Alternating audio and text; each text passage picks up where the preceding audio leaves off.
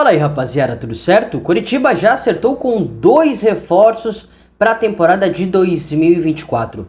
São 2 destaques da Série B desse ano. Bora entender quem são eles e como eles atuam? Eu sou o Vinícius Martins e você tá no canal 4 Linhas.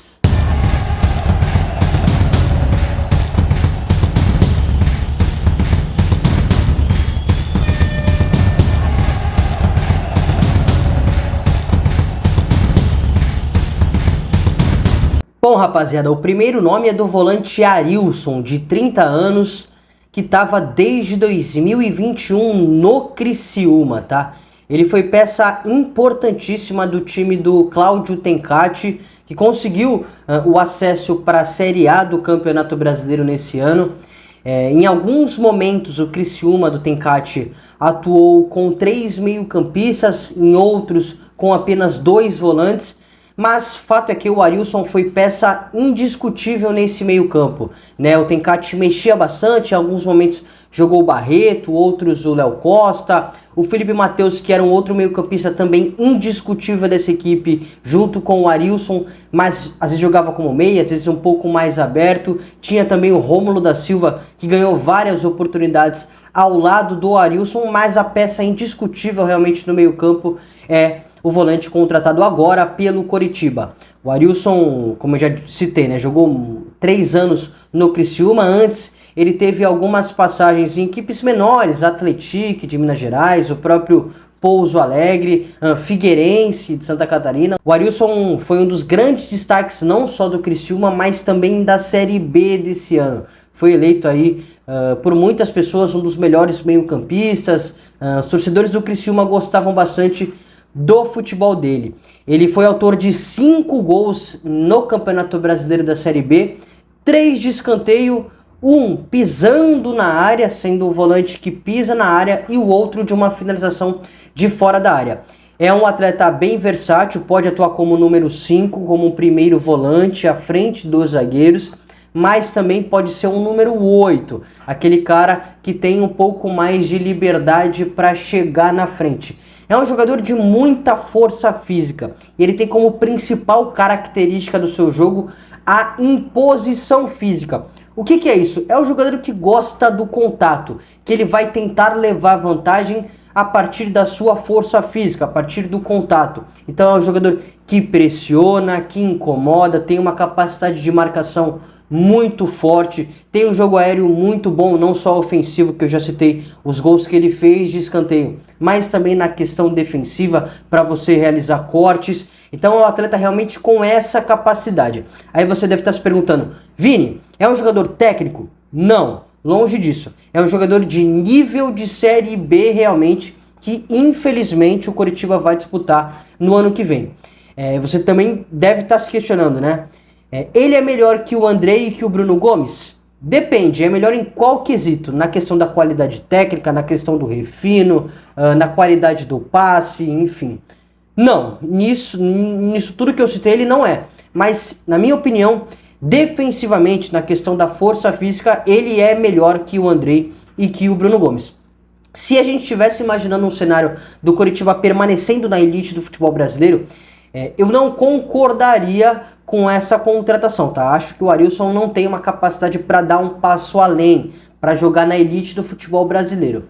Mas pela boa campanha que ele fez na Série B, não só com a equipe, mas também individualmente, eu acho que seria bom ele dar um passo além, mas ainda na Série B. Então ele vai para uma equipe grande do futebol brasileiro, que é o Coritiba, mas ainda vai permanecer no seu teto ali na Série B. Então é uma contratação de um atleta que fez uma boa temporada, mas não é um jogador que chega para resolver, né? Não à toa. É um cara que imagino que deva fazer a função de primeiro volante.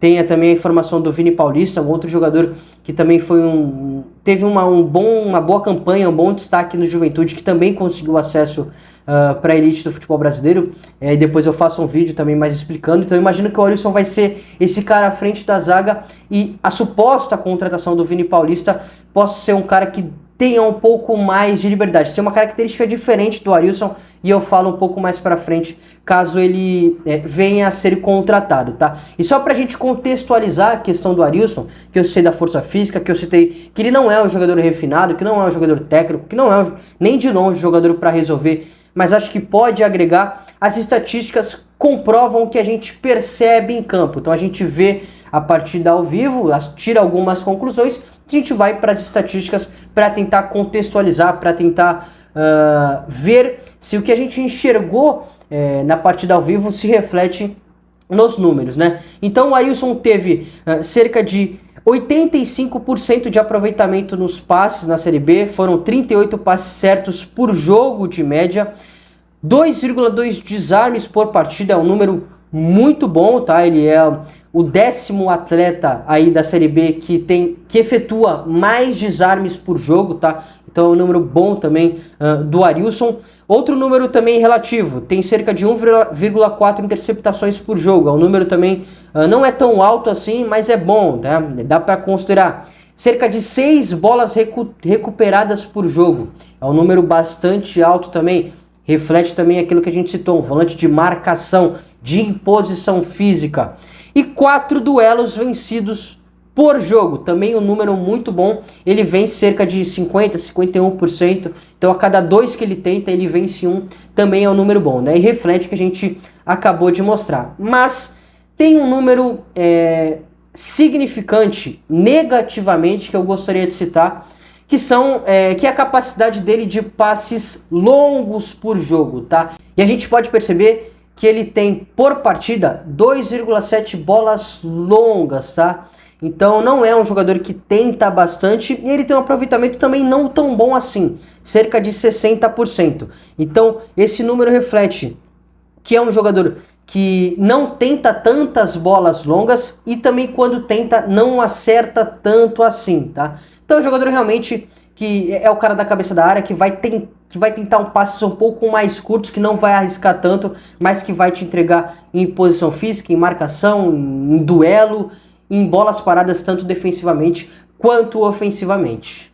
E o outro reforço, inclusive anunciado neste sábado, foi o Rodrigo Gelado, tá? Lateral esquerdo, revelado no Vila Nova há 20 anos, subiu nesse ano pro profissional, foi um dos grandes destaques da campanha do Vila, que inclusive lutava até a última rodada como um dos grandes favoritos para conseguir o acesso, mas o Vila não conseguiu o resultado positivo e acabou permanecendo na Série B. Uma campanha muito boa do Vila Nova, né? Pouca gente esperava que fosse lutar até o final pelo acesso à elite do futebol brasileiro. E o Gelado foi titularíssimo da lateral esquerda, um dos grandes destaques, não só do Vila, mas também do campeonato. Muita gente gostou do campeonato que ele fez, tá?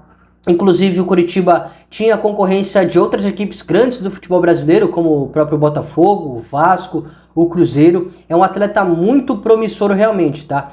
E é um cara bem versátil, tá? Por quê? Porque lateral esquerdo de origem, ele tem uma característica de um jogador que possa chegar no fundo, tá? Então é um lateral que vai pisar naquela linha lateral para realizar o cruzamento. Só que ele não se limita a isso. Em alguns momentos a gente pôde perceber nos jogos do Vila o Rodrigo Gelado jogando um pouquinho mais por dentro, às vezes ao lado dos zagueiros, às vezes ao lado dos meio-campistas, porque tem essa capacidade. Inclusive aproveitando esse gancho de ele ter característica também para jogar por dentro, apesar de ser um jogador rápido, tem força física, tem explosão, em algumas partidas ele jogou como um zagueiro nesse time do Vila Nova, tá? Por quê? Porque ele tem uma capacidade física muito grande, como eu já citei. Porque ele, não vou dizer que ele é alto, mas ele tem uma boa altura, cerca de 1,82, tá? Então uma altura muito boa para um lateral e para um zagueiro. Em alguns momentos ele pode atuar, principalmente quando a equipe vai propor o jogo, quando vai ter mais a bola, porque ele já tem um bom passe. E ele sabe aquela função e ele tem a capacidade para jogar por dentro, então ele pode realmente atuar por ali. E assim, cara, o Rodrigo Gelado, imagino, tá? Porque ele tem atraído o interesse de tantas equipes assim do futebol brasileiro, da elite do futebol brasileiro, como o Vasco, o Botafogo, o Cruzeiro e o Coritiba, que também é considerado uma equipe grande, né? Que tem um passado de glórias muito bom, apesar do momento ruim recente que o clube vem vivendo, não só pela questão da idade, não só por ele ser versátil, mas principalmente por ser um atleta canhoto, cara. E assim, como eu citei, como ele pode jogar como um zagueiro, é uma posição aliada à característica muito difícil de encontrar. Então você dificilmente encontra no mercado um atleta tão promissor, podendo atuar como um zagueiro e como um lateral e ser canhoto, tá?